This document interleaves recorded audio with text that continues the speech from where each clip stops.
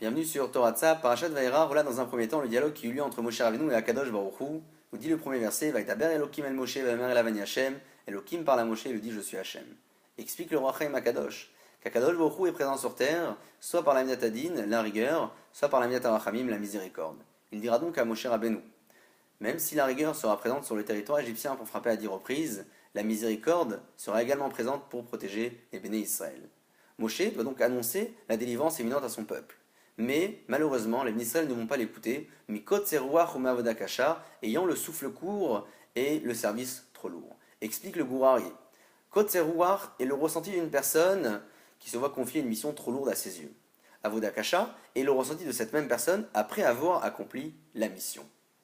À cet instant, Moshe Rabbeinu dira à Kadosh Baruch Hu, si les béné Israël qui ont foi en toi et qui voudraient certainement être délivrés ne m'ont pas écouté, comment Paro, lui, qui nie totalement l'existence de Dieu et qui ne veut certainement pas libérer ce peuple, m'écoutera.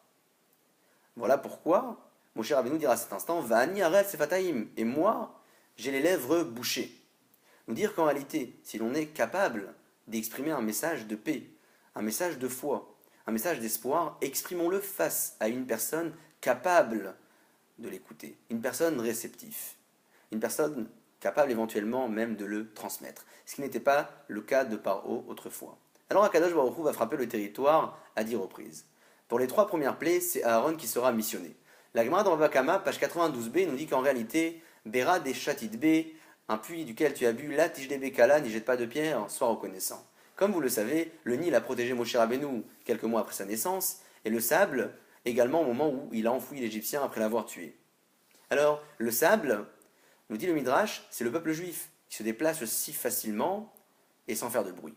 Le Maharsha, dans Baba Batra, page 73, nous dit qu'en réalité, le sable est la meilleure protection pour ne pas que la mer, ce sont les mouvements qui viennent détruire, les mouvements qui viennent envahir, eh bien, seront freinés immédiatement par le sable toujours représenté par le peuple juif.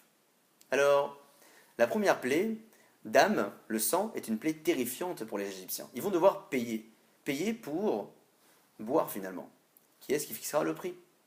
Ne pensons pas un seul instant que les béné Israël auraient abusé de la faiblesse des Égyptiens, leur demander des sommes exorbitantes. Chachamim nous disent que Hakadosh Baruch Hu fixera le prix en fonction de la méchanceté de chacun de ces Égyptiens.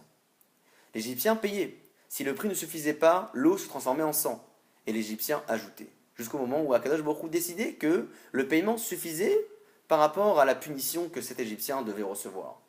Alors la seconde plaie Tsefardéa, la grenouille, une plaie qui envahit tout le territoire, Paro va tester Dieu, demander à Moshe de prier le jour même pour que la plaie disparaisse le lendemain. Et voilà que la troisième plaie, Kinim, les magiciens n'ont pas réussi à reproduire et imiter cet acte-là, puisque le pouls était un élément trop petit pour que la magie puisse l'atteindre. Alors, la Torah nous dit que la réaction des Égyptiens et Paro à cet instant était de dire Etzba Elokimi, c'est effectivement la main de Elohim. Nous dit le Ramban que Paro ne niait pas la force d'un créateur, ne niait pas la présence d'une force suprême. Il niait la présence de Dieu. Il niait le fait qu'un Dieu puisse viser, cibler et punir une personne en particulier. Il a donc réagi à cet instant en disant que cette plaie est une plaie qui était tombée sur l'Égypte suite à un phénomène climatique ou géographique du pays. Plus tard, Akadosh Baruch Hu lui dira, au moment où il enverra la 7e plaie, Barad, Inni sholer et kol magefotai, et voici que j'enverrai toutes mes plaies sur l'Égypte.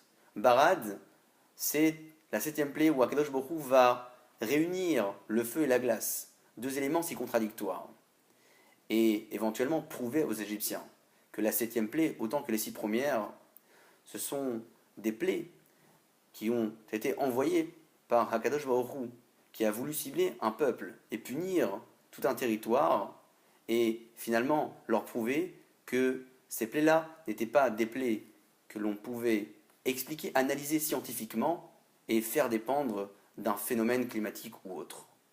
Alors, à la fin de la paracha, Paro va dire Hachem Hatzadik, Hachem El Tzadik, Ve'ani Ve'ami Arishaim, et moi et mon peuple sont les Rishaim. Nous dit le Midrash que Paro à cet instant aurait voulu dire qu'Hachem Hatzadik Ve'ani, Hachem El Tzadik et moi-même, moi qui finalement accompli uniquement un décret de Dieu qui voulait punir son peuple.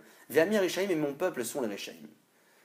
Comme vous le savez, bien évidemment, les Égyptiens, Paro, n'ont pas simplement appliqué un décret de Dieu, mais bien plus que cela. On niait son existence, on niait sa présence. Pour conclure, je dirais que c'est le mot d'ordre de cette paracha. La Torah nous démontre comment Akadosh Baruch Hu a modifié le cours des choses, a changé la loi de la nature pour démontrer à un homme qui niait sa présence et qui n'avait aucune foi, aucune croyance en Dieu, lui démontrer que il était à l'origine non pas que de ces phénomènes surnaturels, miraculeux, mais également de toute cette loi, la loi de la nature, celle qui faisait fonctionner le monde et celle qui permettra à tout un peuple de pouvoir un jour être libéré d'un territoire comme celui de l'Égypte. Shabbat Shalom et à la semaine prochaine.